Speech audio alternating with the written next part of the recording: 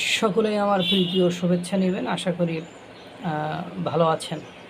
দেখেন, ঘটনা যা শুরু হয়েছে, আপনি যখন কারোর সাথে বন্ধুত্ব করবেন তখন আপনার স্বভাব চরিত্র, আপনার রুচিবোধ ঠিক আপনার বন্ধুর মতোই হবে। আর বাংলাদেশ পাকিস্তানের সাথে বন্ধুত্ব আবার নতুন করে করার ফল বাংলাদেশ ইতিমধ্যে পাওয়া শুরু করেছে। ইতিমধ্যে তাদের কল কারখানা সব কিছু বন্ধ হওয়া শুরু করেছে। তাদের ব্যবসা বাণিজ্য ভাটা, তারা লাখ লাখ শ্রমিক বেকার হচ্ছে। এইসব শ্রমিকরা বিদেশে যাবে, যে কাজ কাম পাবে না। এবার ওই যে উপসাগরীয় দেশগুলো থেকে ২১,৯৫১ পাকিস্তানি নাগরিককে বহিষ্কার করেছে। চলতি বছরের ১ মার্চ থেকে ১৩ জুলাই পর্যন্ত বিভিন্ন কারণে উপসাগরীয় দেশগুলো থেকে ২১,৯৫১ পাকিস্তানি নাগরিককে বহিষ্কার করা হয়েছে। অতিরিক্ত অবস্থান, অবৈধ প্রবেশ, ভিক্ষাবৃত্তি, মাদক আশ্রয়ের আবেদন প্রত্যাখ্যান, জাল কাগজপত্র, নিরাপত্তাজনিত কারণসহ বিভিন্ন অভিযোগে তাদের দেশে ফেরত পাঠানো হয়। বৃহস্পতিবারে পাকিস্তানের জাতীয় পরিষদের প্রশ্নোত্তর পর্বে এমএনএ হামিদ হোসাইনের প্রশ্নের লিখিত জবাবে এ তথ্য জানিয়েছেন দেশটির মাদক নিয়ন্ত্রণ মন্ত্রণালয়। জবাবে বলা হয়েছে, বহিষ্কৃতদের মধ্যে ৪,৬২৮ জন ছিলেন পলাতক বা অ্যাবসকন্ডার। এছাড়া ১,২৯৪ জনকে কারাগার থেকে বহিষ্কার করা হয়েছে। ৯৬৮ জনকে কালো তালিকাভুক্ত করা হয়েছে। হারানো পাসপোর্ট সংক্রান্ত মামলায় ১,১৫৫ জন এবং ভিসা লঙ্ঘনের কারণে ৬৮৯ জনকে বহিষ্কার করা হয়। অন্যদিকে উপসাগরীয় দেশগুলোতে প্রবেশে বাধা পাওয়ার কারণে ৩৪২ জনকে ফেরত পাঠানো হয়েছে। দেশ ভিত্তিক হিসাবে সবচেয়ে বেশি পাকিস্তানি নাগরিককে বহিষ্কার করেছে সৌদি আরব। দেশটি থেকে প্রায় ১৫,৫০০ পাকিস্তানিকে ফেরত পাঠানো হয়েছে। সংযুক্ত আরব আমিরাত থেকে ৩,৮০৩ জনকে, ওমান থেকে ১,৬০৬ জনকে, বাহরাইন থেকে ৫২১ জনকে, কাতার থেকে ৪২৯ জন এবং কুয়েত থেকে ৯৭ জনকে বহিষ্কার করা হয়েছে।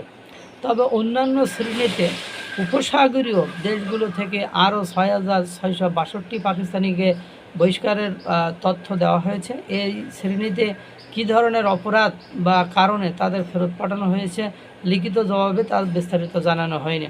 এছাড়া উপসাগরীয় দেশগুলো থেকে ৪৭২ জন পাকিস্তানি ভিক্ষুককে বহিষ্কার করা হয়েছে। জবাবে আরও বলা হয়েছে, ইইউ থেকে ইন্টারপোলের মাধ্যমে ৯ জন পাকিস্তানিকে বহিষ্কার করা হয়েছে। এছাড়া ওয়ান ওয়ার্ড ট্রাভেল প্রত্যাখ্যান, ভুয়া পরিচয় ব্যবহার, মেয়াদোত্তীর্ণ ইকামা ও পাসপোর্ট চুরি এবং যুদ্ধ কবলিত এলাকায় সংশ্লিষ্টতা সহ বিভিন্ন কারণে আরও কয়েকজনকে ফেরত পাঠানো হয়েছে। অভিবাসন আইন লঙ্ঘনের কারণেও অনেককে বহিষ্কার করা হয়েছে। পলাতক পাকিস্তানি নাগরিক বহিষ্কারের ক্ষেত্রেও সৌদি আরব এগিয়ে।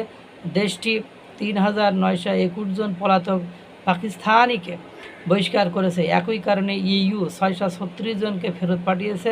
এছাড়া অতিরিক্ত বা অবৈধভাবে প্রবেশ ও অবস্থানের অভিযোগে সৌদি আরব ১,৯২৪ জন পাকিস্তানিকে বহিষ্কার করেছে। একই অভিযোগে ইইউ ৩৪৭ জন এবং ওমান ২৯৫ জনকে বহিষ্কার করেছে। এখন দেখেন, এ হলো অবস্থা।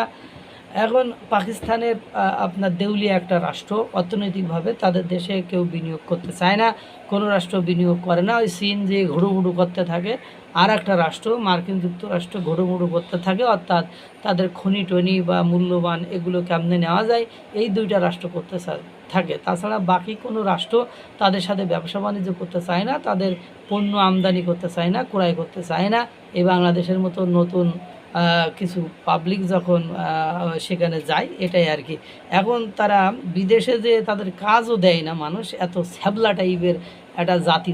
তারা সবসময় নিপীড়ন, নির্যাতন, বিশ্বের সন্ত্রাসী, জঙ্গি, বদমাইশি, নাপাকি কর্মকাণ্ডে তারা সিদ্ধহস্ত।